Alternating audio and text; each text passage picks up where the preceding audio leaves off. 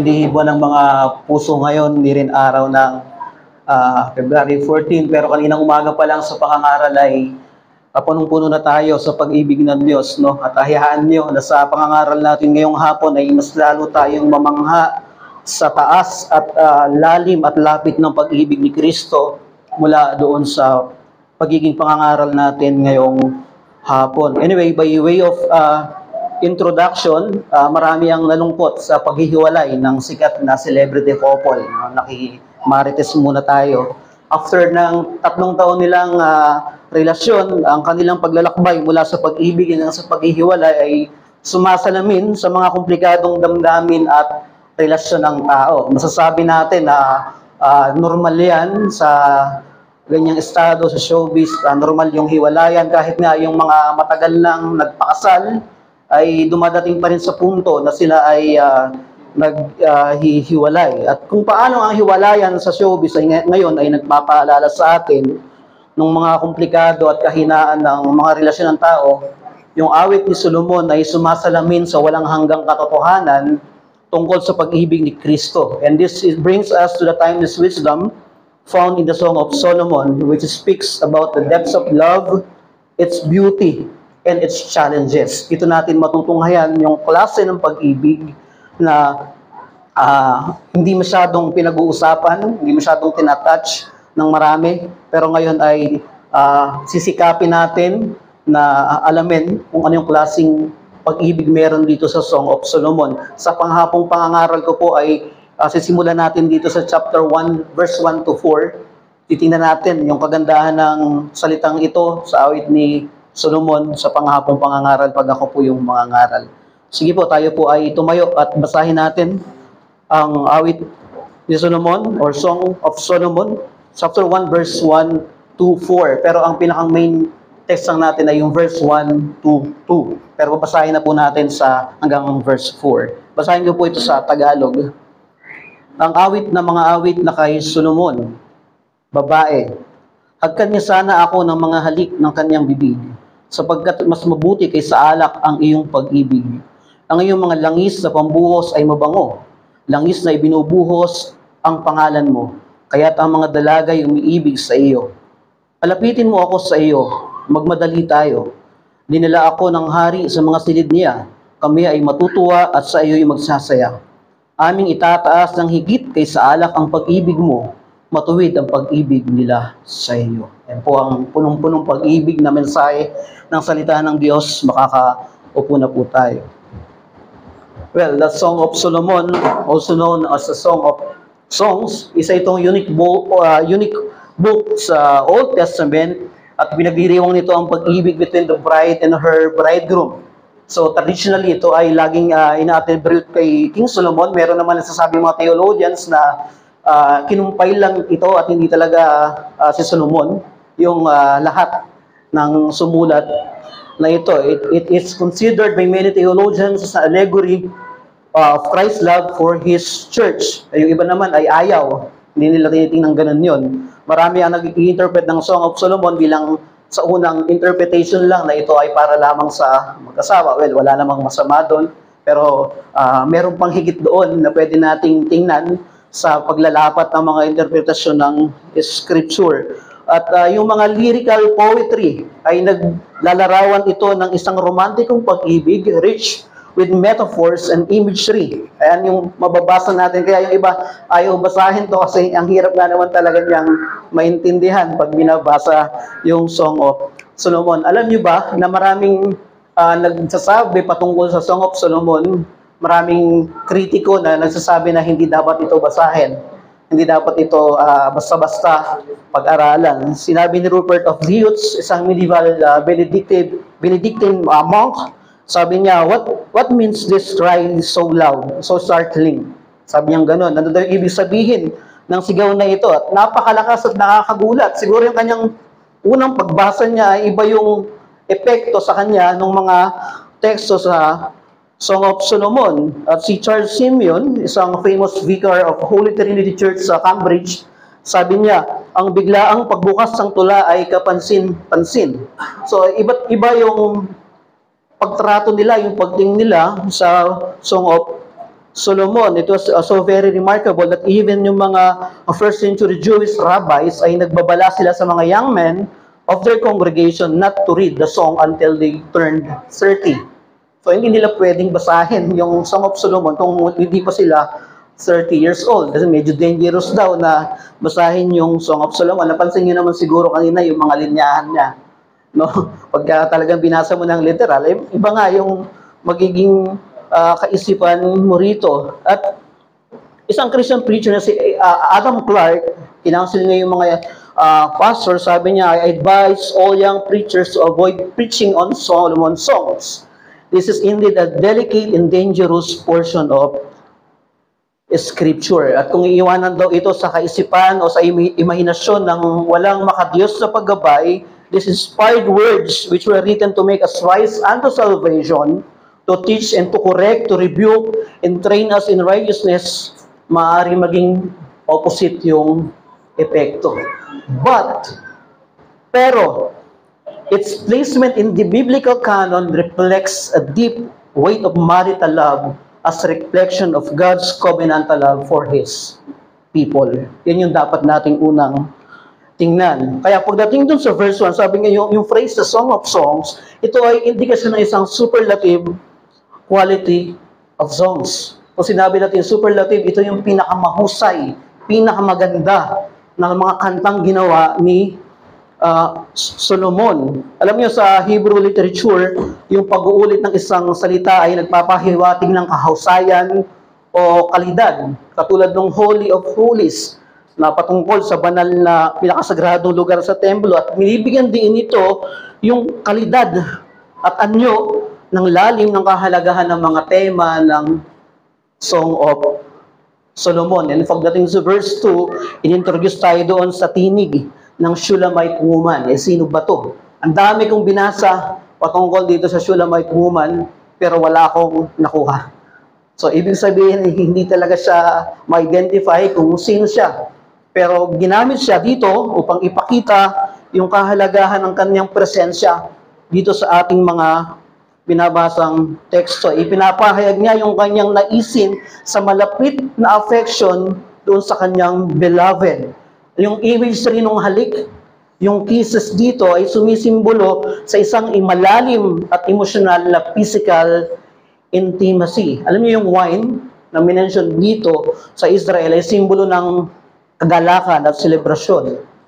Ang pinapakita sa atin ito na yung pagmamahal ng kanyang bridegroom, ng kanyang beloved one, ay higit pa doon sa pinakamagandang alak na meron sa panahon ng selebrasyon ng Israel.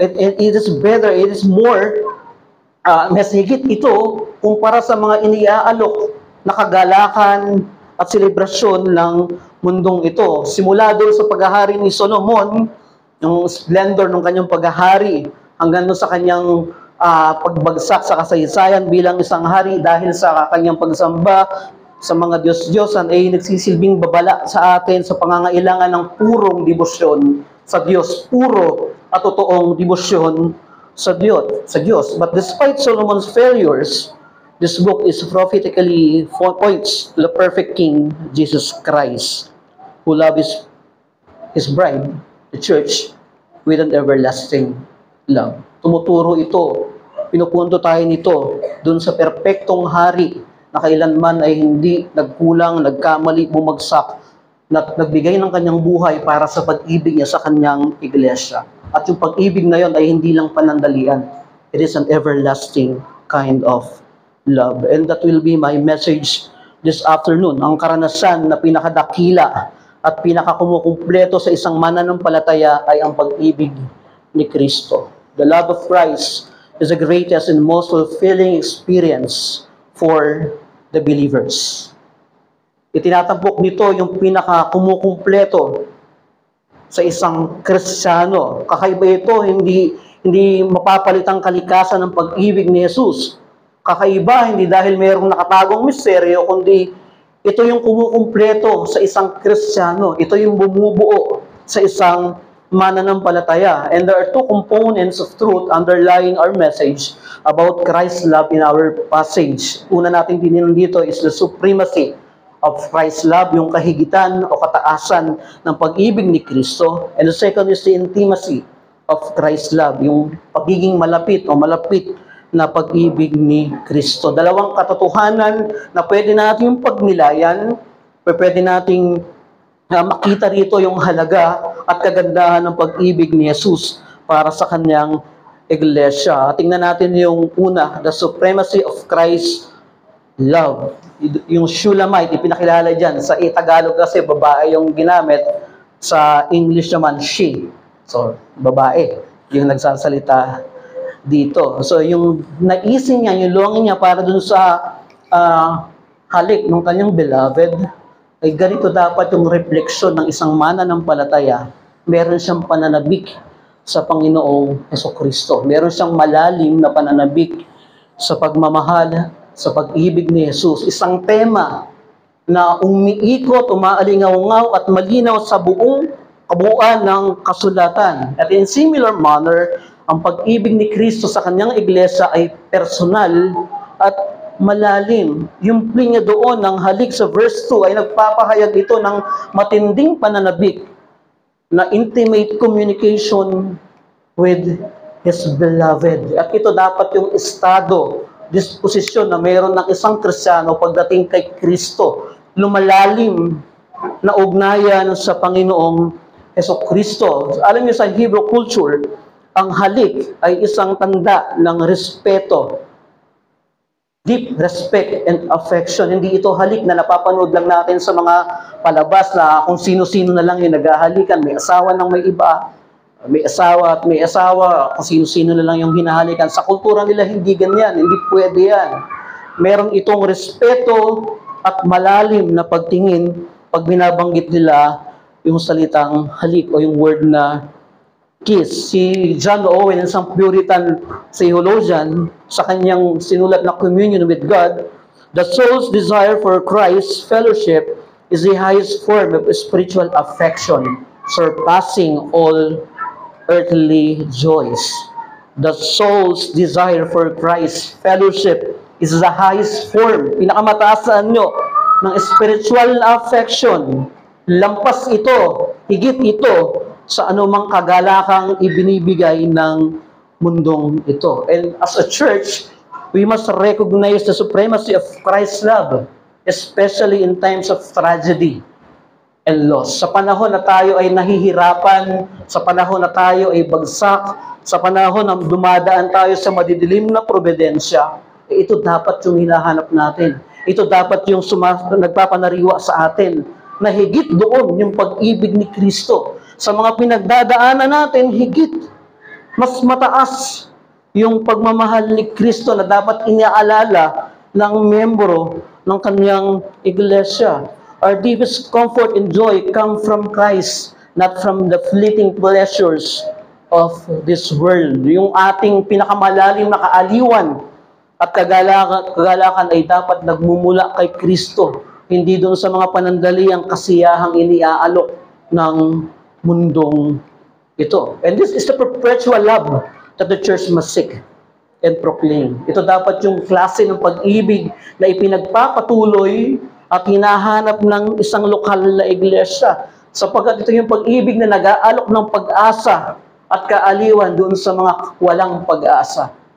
Eh, hindi ba naranasan natin yung ganitong klaseng pag-ibig ni Kristo na tayo ay nawawala ng pag-asa, pero pag inaalala natin yung lalim ng pag-ibig ni Jesus, ito yung nagbibigay sa atin ng aliw at kagalakan sa panahon na tayo ay nanlulupaypay, napapagod, nawawalan ng pag-asa.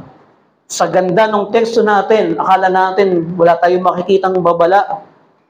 No, the text warns us against seeking fulfillment and worldly pleasures that can lead us away from Christ. Nagbababala ito sa atin na yung paghahanap natin ng kapunuan sa mga makamundong kaaliwan ay pwedeng maghiwalay sa atin. Pwede tayong manlamig sa pag-ibig natin sa Panginoong Hesukristo, seeking satisfaction in worldly pleasure and temporal hope can never fulfill our deepest needs. Hindi nito kayang punuan yung pinakamalalim na pangangailangan ng isang tao. Kristiyano man o hindi, meron siyang malalim na pangangailangan. Walang iba yon kundi si Jesus. Sa mga hindi pa Kristiyano, ang pangangailangan nila ay ang pagliligtas sa Kristo. Pero sa mga Kristiyano na, dapat napapanariwa sa atin yung pinakamataas na pag-ibig ni Jesus para sa kanyang mga tao. Ito dapat yung sinasariwa natin tuwing tayo ay sasamba, tuwing tayo ay dadalo sa pananambahan.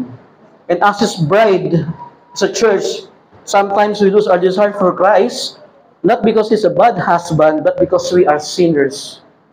Si Kristo yung pinakang ehemplo ng pinaka-perfectong asawa. Nawawala yung desire natin sa Kanya, hindi dahil masama siyang asawa, kundi dahil makasalanan tayo sa harap Niya. At patuloy tayo nagkakasala sa pag-ibig na yan na inaalok sa atin ni Kristo. At dahil mataas yun, perfecto yung pag-ibig na yan ni Jesus, dapat ang tugon natin ay lagi tayong namamangha sa pag-ibig na yan ni Jesus. And that is our point. The supremacy of Christ's love demands our complete devotion and awe. Ang kahigitan ng kapangyarihan ng pag-ibig ni Kristo ay nangangailangan ng ating buong debosyon at pagkamangha. Alam niyo, ginagawa ko itong mensahe na to. Ang hirap niyang buuin dahil sobrang mamamangha ka na hindi lang basta naririnig natin yung pag-ibig ni Kristo. Pag-ibig ni Kristo. Dito ko nakita na maging sa panahon na ikaw ay nandun sa estado na mahirap, hindi mo maintindihan, yung pag-ibig ni Kristo, yung nagpapadalisay, nagpapaganda, nung pangunawang patungkol sa lalim ng pag-ibig ni Jesus. This love is unmatched and cannot be substituted by earthly pleasure. Hindi nito kayang tapatan. Anumang klaseng layo ng mundong to, hindi niya kayang tapatan ang pag-ibig na yan ng Panginoong Jesucristo. Alam niyo ba yung klase ng pag-ibig na to ang siyang nagpapaganda ng pangunawa natin sa tipan ng relasyon natin kay Kristo? Ito yung pag-ibig na ito ay naglilinang lalo, pinapalinaw nito lalo yung relasyong tipanan natin na meron tayo kay Jesus.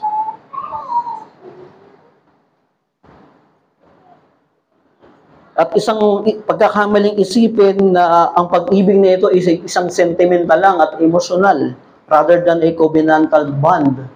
Ang Diyos ay nakipagtipan at yung tipan na yon nakapaloob doon yung kabuong pag-ibig na inialok niya sa kanyang mga naging katipan at walang iba yun kundi ang kanyang nag-iisang bugtong na anak, si Jesus. At yung tipan na yan ay nagbibigay sa atin ng pinakamagandang pag-asa. Pinakamalinaw na pag-asa. Nililinang nito, ibinibigay nito sa atin yung klase ng pag-ibig na hindi kayang ibigay ng sino man. Kahit na anong yaman ng mundong to, hindi niya kayang pantayan yung kahigitan ng pag-ibig ni Jesus. Isang familiar date sa English history ay yun noong 1666. Kaya tinawag itong The Great Fire of London. Isang mapangwasak na apoy na tumagal ng halos na 4 na araw sa London na sumira ng halos 13,200 houses. At kabilang dyan yung Royal Exchange, yung Guildhall, at kung naririnig nyo yung St. Paul's Cathedral, ay kasama ito doon sa tinupok na apoy. At maraming Kristiyano dito. At kung ikaw, kabilang ka sa nandito, maaaring isipin mo na napaka-relihiyosong lugar na to, pero tinupok na ng apoy at maraming nag-iisip na nagsabi na ito daw ay hatol ng Diyos sa kanila. Ito daw ay epekto ng hatol, ng puot ng Diyos sa kanila. Kung ikaw ay nandito sa panahon na ito, maaari kang magtampo sa Diyos eh. Maaring manlamig yung pakikitungo mo sa Kanya. Bakit nangyari sa amin to? Eh, tapat naman kami naglilingkod, tapat naman kami sumusunod. Pero alam niyo ba sa kabila ng mga pangyayaring ito, maraming pa rin Kristiyano ang mas lumalim. Yung kanilang pagmamahal kay Jesus, mas naging naiintindihan nila yung relasyon na pinaka-importante sa Panginoong Jesucristo, hindi dahil lang nagkaroon ng sakuna, kundi ginamit yon para mas maintindihan nila na ang pangangailangan nila ay hindi yung ganda ng kanilang pananambahan, hindi yung ganda ng kanilang samahan, kundi yung relasyon na dapat ay prioridad nila na lumalalim at lumalago sa Panginoong Jesucristo. ay madalas tayo, kaunting problema lang, nagtatampo na tayo sa Diyos. Kaunting karamdaman lang, nakakalimutan na natin ang Diyos. Mas madalas pa tayong magtampo kaysa magpasalamat sa pag-ibig na yan ng Panginoong Jesucristo. Alam niyo, si John Owen, sumulat siya doon sa kanyang libro na Communion with God. Sabi niya, the greatest sorrow and burden you can lay on the Father, the greatest unkindness you can do to Him, is not to believe that He loves you. Yung paniwalaan mo na hindi ka mahal ng Diyos. Isa yan sa pinaka-unkind, yung greatest sorrow na pwede mong iatang sa balikat niya na hindi naman totoo. Kung isa kang magulang at ginawa mo yung pinakang mabuti para sa mga anak mo, tapos pagdating ng panahon, maririnig mo sa kanila na sabihin nila na hindi mo naman talaga ako minahal. Hindi bang masakit na pandinig yun para sa iyo, isang magulang na ginawa mo yung lahat para sa anak mo? Pero ito yung ganting maririnig mo sa kanila. Mas lalo pa sa Diyos na gumawa ng pinakamabuting bagay sa atin, pero nagtatampo tayo at parang iniisip natin na hindi niya tayo mahal. Wala nang hihigit na pagmamahal doon sa pagbibigay ng isang bugtong na anak. Isa yan sa pinakamahirap gawin na ibigay mo, yung kaisa-isa mong anak. Pero ginawa yan ng Diyos. Ipinakita yan ng Diyos. At wala kang dahilan para magtampo sa Diyos. Kaya yung hamon sa'yo ngayon ay ang pagsisihan mo, yung paghahanap ng kapunuan sa makamundong kasiyahan na inuuna higit kay Kristo. Repent from seeking satisfaction in worldly pleasures that have taken priority over Christ. In our pursuit of joy and contentment, madalas we often turn to temporary worldly solutions. Madalas ganun yung ginagawa natin. Sa paghahanap natin ng kaligayahan, kakontentuhan, ay madalas nandun tayo lumalapit sa pang-temporaryo lang. Madalas dun tayo lumalapit sa mga pangmundong solusyon. Ayaw nating lumapit doon sa pinakamarunong sa lahat. Ayaw nating lumapit doon sa nagbigay ng karunungan maging sa mga tao sa kasulatan. Ayaw nating lumapit mismo sa karunungan kay Jesus. Hinahanap natin sa mundo. Hinahanap natin sa panandalian lang. Christians, we must turn away from worldly pursuits that promise happiness but leave you empty. Iiwanan ka nitong walang laman. It will leave you empty. Stop seeking satisfaction in temporal happiness, anything other than Christ's love. Ganyan yung pag-ibig ni Jesus. Maaring hindi natin maarok ng mas mataas, pero salamat sa kasulatan kasi ibinibigay niya yung diwa ng katotohanan na pwede nating maunawaan at matutunan sa pamamagitan ng mga halimbawa sa kasulatan. Noong 2023, ang dilingit sa atin, yung Typhoon Egay ay malaki rin ang naging epekto nito sa Pilipinas. At tayo mga Pilipino ay tinatawag ng mga religious people. Itong mga taong dumanas ng chaos, mga religious people daw dahil mas lalo pa nilang pinaigting yung kanilang pananampalataya sa mga pangyayaring ito. Well, maganda yun dahil nare-recognize nila na may Diyos sa kabila nun. Pero higit dapat tayong mga nasa katotohanan ng Ebanghelyo. Mas higit nating ma-appreciate dahil mas naiintindihan natin yung kasulatan pagdating sa pag-ibig ni Jesus. Maaaring ibang itsura ng bagyo yung dumadaan sa iyo, pero maaasahan mo yung pag-ibig ni Kristo, hindi siya magbabago. Mananatili siyang tapat.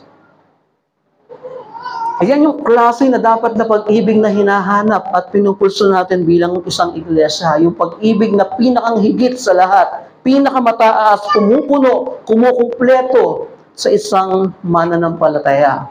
And ito yung apila ko sa inyo ngayong hapon, seek the incomparable love of Christ, which alone can satisfy and sustain you through all life's trials. Ito yung hanapin mo.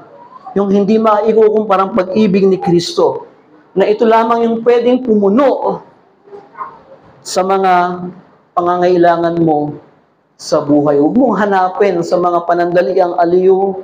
Huwag mong hanapin sa mga solusyong pangmundo. Hanapin mo kay Kristo yung mga bagay na maaaring kulang ka. Hanapin mo sa Kanya. May tendency kasing pag hinanap natin sa maling paraan, pwede tayong mahulog sa mga pangmundong kaalaman. Pag yan natin dinala yung mga sarili natin. At hindi yan tinuturo sa atin ng kasulatan bilang mga mananampalataya. Ang kailangan natin ay mga makadiyos na tagapagpayo, iglesia, mga Kristiyanong sumusunod sa Diyos na alam natin na makakatulong sa atin sa pagbibigay ng mga pangangailangang desisyon. Ilapit natin sa panalangin. Hanapin natin yung kapatiran. Ito yung dapat nating gawin. Huwag tayong magtampo, huwag tayong magmukmok, huwag nating hanapin sa hindi naman pang-Kristiyanong mga solusyon yung bagay na hinahanap natin. Ang pag-ibig ni Kristo ay nakikita sa kalagitnaan ng nagkakatipong iglesia. At isa yan sa pinakamagandang katotohanan na dapat nating makita. And that is the supremacy of Christ's love. Di natin maarok, pero salamat may scripture na pwede nating pagnilayan kahit papaano yung kahigitan, kataasan ng pag-ibig ni Kristo. At hindi lang siya mataas. Pangalawa, ang pag-ibig ni Kristo ay isang malapit na ugnayan. The intimacy of Christ's love. Alam niyo yung halik doon sa verse 2 ay isang intimate expression na pumupunto sa pinakamalapit at personal na kalikasan ng pag-ibig ni Kristo. Ito ay sumisimbolo sa malapit na relasyon na ninanais si Kristo sa kanyang iglesia. Kanina napag-usapan namin sa reflection ng pangangaral ni Pastor Erdy na hindi lang tayo nagdi-desire ng deep relationship with Christ. But even Christ, ninanais niya na mapalapit siya sa kanyang iglesia. At lagi siyang bukas na lumapit yung kanyang iglesia sa pinakamalapit na ugnayang relasyon sa Panginoong Jesucristo. And this intimacy is echoed in Ephesians chapter 5, verse 25 to 27. Ipinakita diyan yung pag-ibig ni Kristo sa kanya sa iglesia ay ikinumpara sa isang mag-asawa. At alam niyo kung anong iniinom? For her sanctification. At yun yung pinakamagandang klaseng intimacy na gusto ni Jesus sa kanyang iglesia. Ang aim nun is for her sanctification, para sa kabanalan niya, para sa kabutihan niya. Ang pinakamaganda ay yung makita niya yung kanyang iglesia ay nagpupursige para sa kabanalan. Kaya nga hinahanda ang iglesia, siyang babaeng ikakasal, hinihintay niya yung lalaking papakasalan niya. So, this is marked by affection, yung pagiging malapit at malalim na pakiramdam ng pag-aari. Ang isang nasa ilalim ng tipan, ang isang nasa ilalim ng kasal, ay meron siyang pakiramdam ng isang pag-aari.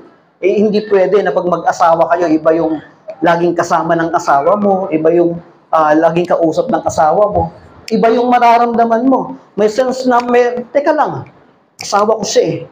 Dapat, sa akin, yung buong atensyon niya ay nasa akin lang, hindi nasa iba. E, subukan mong gawin yan sa asawa mo, mag-aaway kayo. Kasi may sense ng pag-aari eh. At ganyan yung tinitingnan ng Ebanghelyo. Ganyan dapat natin tingnan dahil ganyan yung tinitingnan ni Jesus, may sense ng pag-aari. Nung pag-ibig ni Kristo is not distant or abstract, but personal and tangible. Tangible in what sense? Mamaya, magpapartake tayo ng Lord's table. It is tangible. Pag-ibig ni Kristo yun. Yung wine, simbolo ng celebration sa ancient cultures, ay hindi sapat.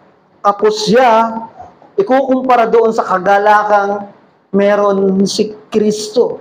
And this reflects the union believers have with Christ. As in John chapter 15, verse 4, sabi ni Christ, abide in me. Manatili kayo sa akin at ako din naman sa inyo. Dito, ini-invite niya yung kanyang mga disciples to abide in Him. At hindi lang sila, ang mga Kristiyano, ang iglesia, ay may imbitasyon na mas maging malapit sa Kanya, sa Panginoong Jesucristo. Hindi ito klase na pag-ibig na mental lang, parang nabasa lang natin, na okay na yon. No. May imbitasyon si Kristo na manatili kayo sa akin. Ang ibig sabihin ng pananatili doon ay mas mapalapit palalo sa Kanya.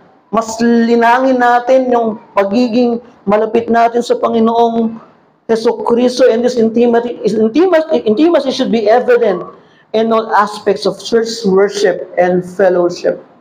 Dapat nakikita yan doon. Nakikita yung ebidensya niyan sa ating aspetong Kristiyanong pagsamba at pakikipag-ugnayan sa isa't isa. And just as your desire for intimacy with your spouse is a reliable indicator of your marital health, so too your desire for intimacy with Christ is a reliable indicator of your spiritual health. Our desire for Christ is a good indication of the health of our relationship.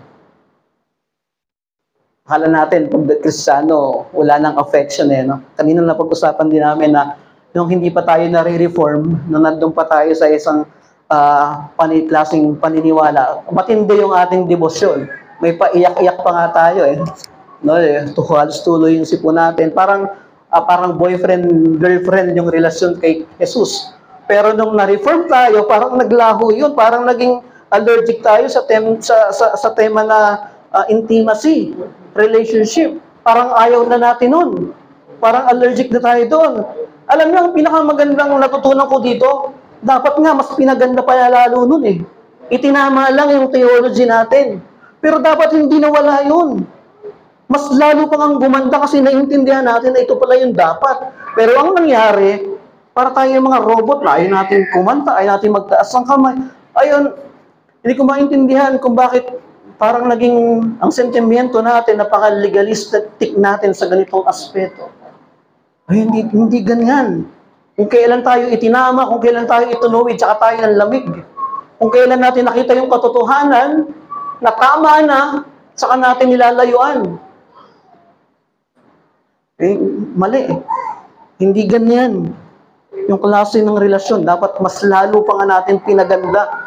Mas lalo pa natin nililinang yung klase ng relasyon na yan, ng pagiging malapit na ugnayan sa pag-ibig ng Panginoong Jesucristo. And Christians, believer must avoid spiritual apathy, which hinder the growth of intimacy with Christ. Yung kawalang interest mo sa mga spiritual na bagay, yung kawalang interest mo kay Jesus, sa salita niya, sa iglesia,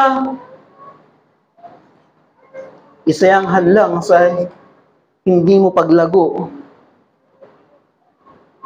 sa relasyon kay Kristo. Ito yung nakakalungkot na katotohanan na maraming tumatagal na mananampalataya pero hindi lumalago. Hindi tayo tinawag sa Kristiyanong pangalan lang, tinawag tayo sa Kristiyanong karanasan. So, dapat natin itong maintindihan. We must avoid superficial religiosity that lacks genuine intimacy with Christ. Hindi yan ang Kristyanismo. Tanggihan natin yung mga panlabas na relihiyon na kulang sa tunay na intimacy kay Kristo. Ang pananampalataya natin dapat ay deeply personal, not just a set of external practices. Ito yung katotohanan na ayaw marinig ng marami kasi masakit.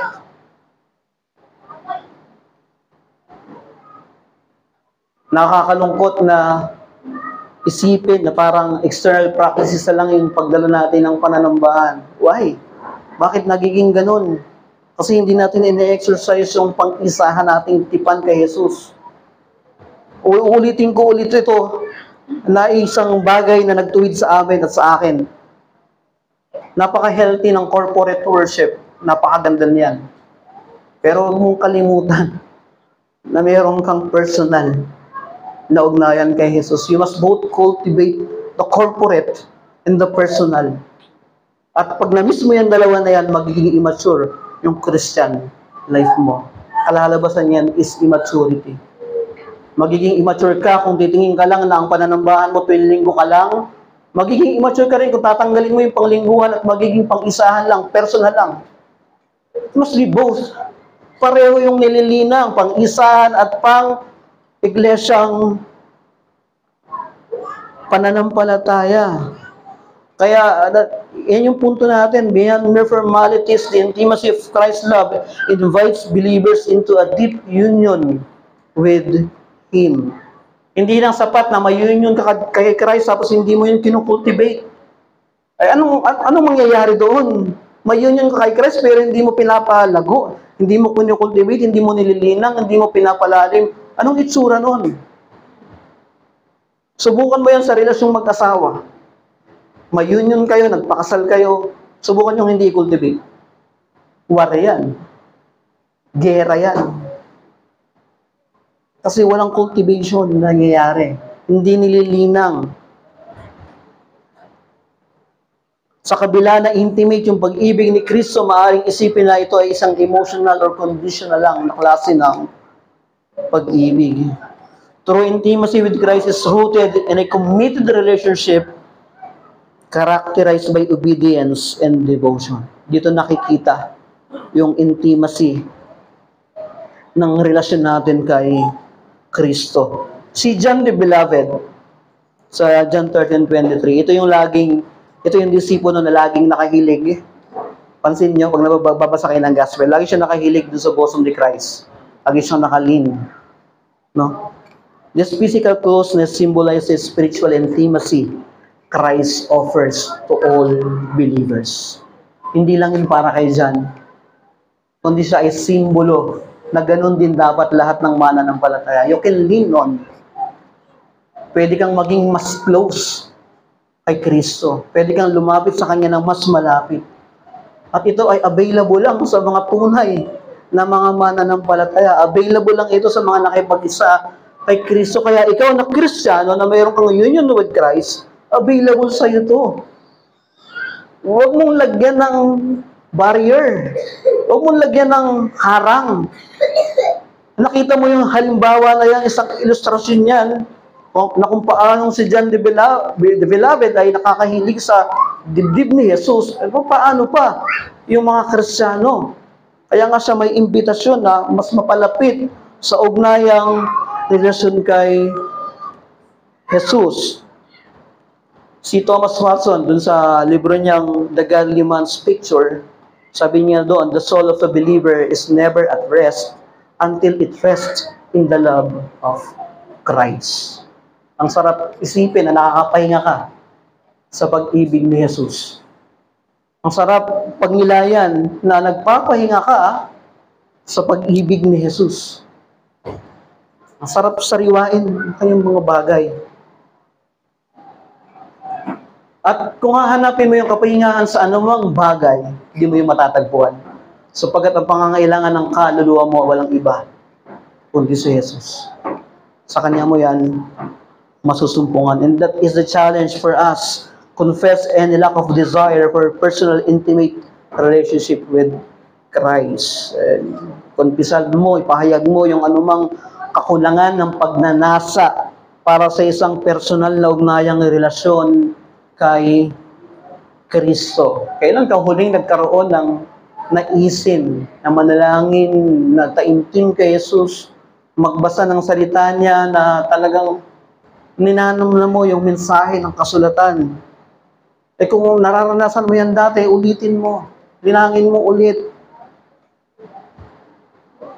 Ngayong July, di nyo napansin ngayong July ay may pangyayari na kung saan inaalala ng bansang Pilipinas, kung saan siya ay dineklarang malaya. July 4, 1946, kung saan ipinahayag ni US President Harry S. Truman ng pagiging independent ng Pilipinas. In similar way, Christ's intimate love grants us a spiritual freedom in a deep sense of identity in Him. Kung paano ang mga Pilipino ay nakikilala sa pagiging, dahil sila sa bansang Pilipinas sila, so ang mga Kristiyano ay nakikilala sa pananampalataya nila dahil kay Kristo. At tayo ay binigyan ng kalayaang espiritual, hindi para baliwalain, kundi para pagyamanin, para bigyang halaga. Saan ka nakakita ng isang bansang pinalaya tapos hindi nila gagamitin yung freedom na meron sila? Ano yun? Kamangmangan yun. At ganyan din yung itsura ng isang Kristiyanong pinalaya na ni Jesus, pero hindi niya ginagamit yung kalayaan na yun para sa paglilinang ng kanyang spiritual na klase ng pamumuhay. Ang tunay ng pananampalataya ay merong epekto na affection sa mga na kay Kristo. Maaring hindi often, but most of the time, we desire Christ as Christians. And yun yung ating overall disposition. Meron tayo bilang mga mananampalataya ng naisin na mapalapit kay Jesus. Namamali lang tayo ng paghanap kasi sa iba natin hinahanap. The barrier to intimacy with Christ, walang iba, is sin. Kasalanan. The barrier to intimacy with Christ is sin. And that will be my appeal ngayong hapon sa inyo. Seek the intimacy of love of Christ through intimate communion with Him. Hayaan mong ito yung maging bukal ng kagalakan mo at kapunuan mo. Seek the intimate communion with Christ that sustains and fulfills in every circumstances. Ito yung dapat nating ugaliin. Ito yung dapat nating pagnilayan at gawin bilang mga mananampalataya. The Song of Solomon points us to the gospel of Christ. Jesus Christ, the bridegroom, gave His life for His bride, the church. At para sa mga hindi pa membro ng iglesia, kung ikaw ay hindi pa mananampalataya, ito ay isang panawagan sa iyo na klase ng pag-ibig na masusumpungan mo lang kay Jesus. Kung lalapit ka sa Kanya nang may pananampalataya at pagsisisi sa iyong mga kasalanan. Available po, hindi sa lahat, kundi sa mga mananampalataya sa Panginoong Jesucristo. Kaya inaalo ka ng ebanghelyo na isuko mo yung buhay mo kay Jesus. Manampalataya ka sa tinapos niya sa krus ng Kalbaryo upang maranasan mo yung klase ng pag-ibig na higit sa yaman ng mundong ito. At para sa ating mga Kristiyano, Christians, stop having affairs with the world. You don't desire Christ because you're not living for Christ. And it is vice versa. You're not living for Christ because you do not desire Christ. Pareho yun. Kaya sa pagtatapos natin, yung pag-ibig ni Kristo na nakita natin sa Song of Solomon is the greatest and most fulfilling experience for the believer. Lampas ito sa kagalakang inaalok ng mundo, kalayawang binibigay ng mundo, pero ito ay nag-iimbita sa atin sa malalim at personal, lumalagong ugnayan sa ating tagapagligtas. Sinabi ni Jonathan Edwards sa kanyang sinulat na Religious Affections, Christ's love is a fountain from which all our spiritual blessings flow. So IRBC, let us anchor our hearts in the supreme and intimate love of Christ, finding in Him our greatest delight and fulfillment. Let us pray. Dakilang Diyos, salamat.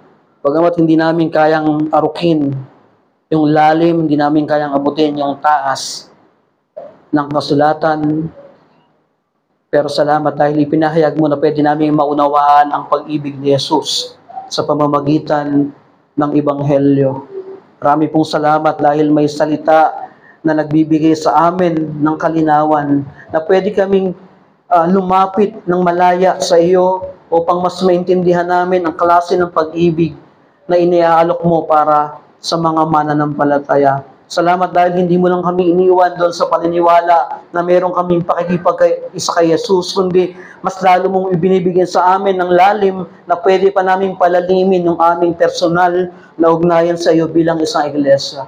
At bilang mananampalataya, bilang isang lupon ng mga mananampalataya sa lugar na ito, dalangin namin na makita sa amin ang paglago sa kabanalan, ang paglago sa pananampalataya, ang paglago sa salita niyo, ang paglalim sa pag-ibig ni Jesus, ang pagiging malapit kay Kristo dahil sa ebanghelyo na aming pinangahawakan. Yan po yung aming dalangin, O Diyos. Dalangin ko na patuloy mong ibigyan ng linaw sa aming mga kaisipan na ang tunay naming pangangailangan bilang mga mananampalataya, walang iba kundi ang pag-ibig ni Jesus na higit pa sa iniaalok ng yaman ng mundong ito. Kaya po, salamat dahil meron kaming kasiguraduhan na kami ay iyong bibigyan ng tunay na kasapatan sa pamamagitan po ng Panginoong Jesucristo.